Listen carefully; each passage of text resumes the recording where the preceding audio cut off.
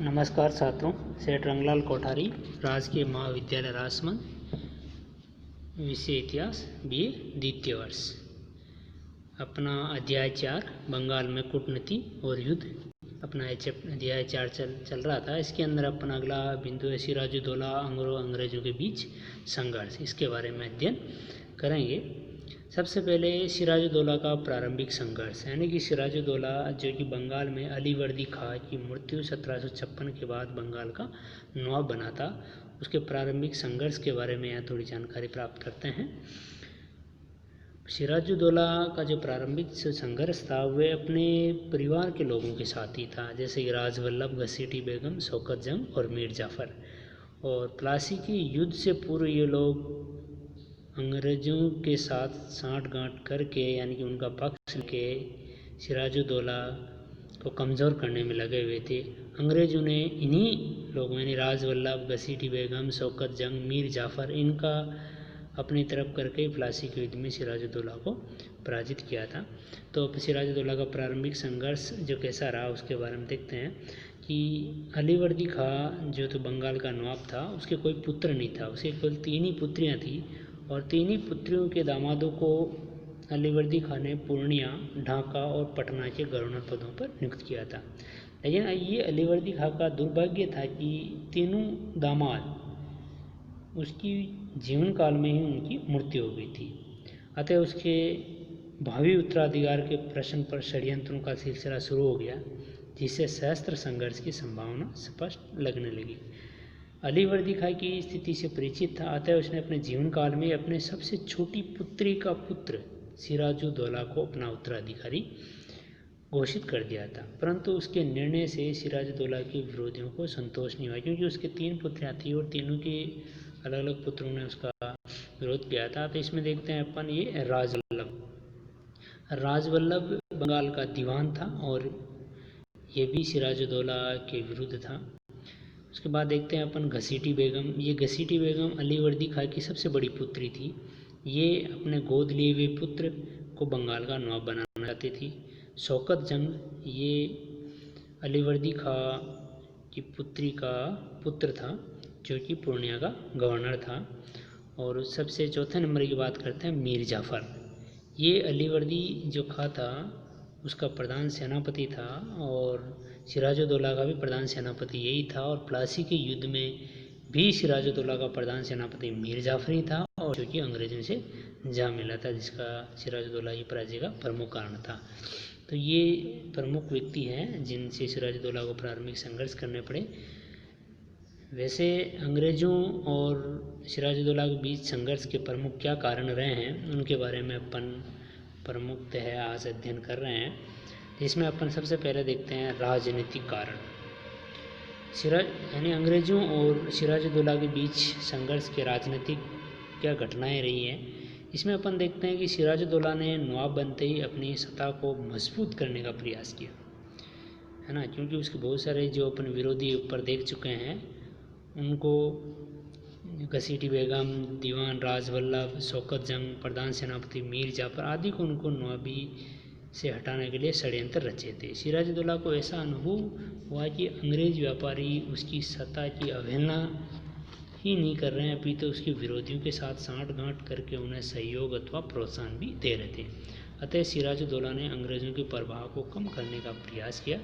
दूसरी तरफ अंग्रेज़ों का विश्वास था कि भावी संघर्ष में नवाब हार जाएगा, क्योंकि नवाब के जो मुख्य अधिकारी हैं, नवाब के परिवार के लोग ही अंग्रेज़ों की तरफ है, यानी अंग्रेज़ों का साथ देंगे। इसलिए उन्होंने उसके विरोधियों का साथ दिया ताकि भविष्य में उन्हें अधिक व्यापारिक और राजनीतिक सुविधाएं प्राप्त हो सके। अंग्रेज़ों के प्रति संदेह, यानी कि सिराजुद्दौला का अंग्रेज़ों के प्रति संदेह।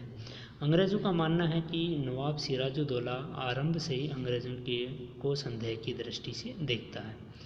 वैसे 1752 ईस्वी में जब कंपनी के अध्यक्ष हुगली आए थे, तब सिराजुद्दौला ने आदरपूर्वक उनका सम्मान किया था। परंतु अपन ये देखते हैं कि सिराजुद्दौला से पूर्व बंगाल के नवाब अलीवर्दी खां ने मरने से पूर्व उनको अंग्रेज़ों पर कड़ी नज़र रखने की चेतावनी दी थी, क्योंकि उसे आशंका थी कि कर्नाटक के युद्ध की तरह बंगाल में भी उसी को दोहराया जा सकता है। अतः नवाब बनने के बाद सिराजुद्दौला अंग्रेज़ों के प्रति संदेह की दृष्टि से देखता था। नवाब के प्रति अंग्रेज़ों की अशिष्टता, यानी वे अंग्रेज भी नवाब के प्रति शिष्टाचार की भावना नहीं रखते थे। भारत में ये परंपरा रही कि जब भी कोई किसी राज्य विशेष का नया शासक बनता है तो उसका राज्याभिषेक होता है और उस राज्याभिषेक के प्रति सभी उच्च वर्ग के या कुलीन वर्ग के जो लोग हैं वो सम्मान प्रदर्शित करने की दृष्टि से उसे मूल्यवान वस्तुएं भेंट करते हैं। सिराजुद्दौला के राज्याभिषेक के अवसर पर अंग्रेज अधिकारी जानबूझकर अनुपस्थित रहे और उन्होंने सिराजुद्दौला को भेंट भी नहीं दी। उनकी यह कार्रवाई एक प्रकार से नवाब के प्रति उनकी अशिष्टता थी। इस घटना के कुछ दिन बाद ही जब सिराजुद्दौला ने अंग्रेज़ों की कासिम बाजार की फैक्ट्री को देखने की इच्छा व्यक्त की थी, जो कि सिराजुद्दौला के स्वयं के राज्य में थी, तो अंग्रेज़ों ने उसे फैक्ट्री दिखाने से मना कर दिया। अब चौथा अपन देखते हैं व्यापारिक विवाद। सिराजुद्दौला और अंग्रेज़ों के बीच सबसे प्रमुख जो संघर्ष का कारण मानते हैं वे व्यापारिक विवाद को मानते हैं। ये व्यापारिक विवाद यानी कि ये झगड़ा क्या था, अपन पिछले वाले चैप्टर में अध्ययन किया था कि मुग़ल सम्राट फर्रुख शाह ने 1717 ईस्वी में एक शाही फरमान द्वारा अंग्रेज़ों को बंगाल में बिना चुंगी दिए यानी किसी प्रकार का सीमा शुल्क दिए व्यापार करने की सुविधा प्रदान कर दी थी। इसी फरमान द्वारा अंग्रेज बंगाल में बिना किसी टैक्स या सीमा शुल्क दिए हुए व्यापार कर रहे थे। इससे एक तरफ तो इससे मुख्यतः नुकसान किसको हो रहा था, भारतीय व्यापारियों को, क्योंकि भारतीय व्यापारियों को सीमा शुल्क देना पड़ता था और अंग्रेज़ों को नहीं देना पड़ता था। इसके लिए अंग्रेज़ क्या करते थे, इस सुविधा का दुरुपयोग भी करते थे। वह भारतीय व्यापारियों से कुछ पैसे लेकर उनको माल को भी अपना बताकर चुंगी बचा लेते। इससे बंगाल के राजस्व में कमी आती थी। बंगाल में ईस्ट इंडिया कंपनी का अध्यक्ष अपने दस्तक यानी कि फ्री पास जारी करता था। इस प्रकार दस्तक वाले सामान पर चुंगी कर वसूल नहीं किया जाता था। इसमें कंपनी के अधिकांश कर्मचारी भी निजी व्यापार करने में लग गए थे, जबकि ये जो दस्तक जो शाही फरमान फर्रुख शाह ने दिया था वो ईस्ट इंडिया कंपनी को दिया था, ना कि कंपनी के कर्मचारियों के निजी व्यापार को। इसको लेकर सिराजुद्दौला और अंग्रेज के बीच विवाद हुआ था। अब अपन पांचवा देखते हैं नवाब के शत्रुओं को संरक्षण। नवाब के शत्रु जिसको अपन पहले देख चुके थे, राजवल्लभ, घसीटी बेगम, शौकत जंग, मीर जाफ़र, इन सभी को क्या कर रखा था अंग्रेज़ों ने, इनसे मुलाकात करके इनको बहुत सारा संरक्षण भी दे रखा था।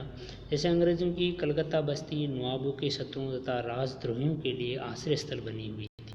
जब नवाब ने घसीटी बेगम को बंदी बना लिया तो दीवान राजवल्लभ ने अपनी संपूर्ण संपत्ति अपने लड़के कृष्ण वल्लभ के साथ कलकत्ता भिजवा दी। उसने घसीटी बेगम की धन संपत्ति को भी छिपाने का प्रयास किया।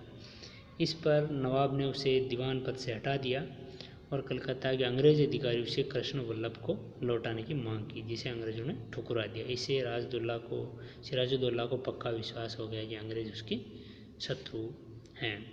अब बात करते हैं सबसे अंतिम बिंदु, कलकत्ता की किलेबंदी। अपन पिछले वाले अध्याय के अंदर पढ़ चुके हैं कि अंग्रेज़ों ने जो गोविंदपुर, सुत्तानट्टी और कालीकट, जिसको वर्तमान में कलकत्ता कहा जाता है, यहाँ पर एक फोर्ट विलियम किला बनाया था, उसकी उन्होंने किलेबंदी करना शुरू कर दी।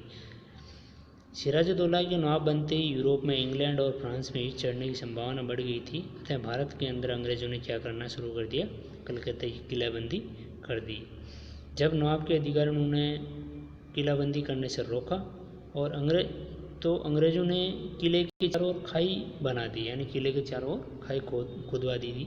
जब नवाब के अधिकारियों ने खाई को भरने के लिए कहा तो एक अहंकारी अंग्रेज अधिकारी ने उन्होंने जवाब दिया कि यह खाई अवश्य भर दी जाएगी, परंतु मुसलमानों के सिरों से भरी जाएगी। जब सिराजुद्दौला की उनको उनकी उद्दंडता की सूचना दी गई तो उसने अंग्रेज़ों को सबक सिखाने का फैसला कर लिया।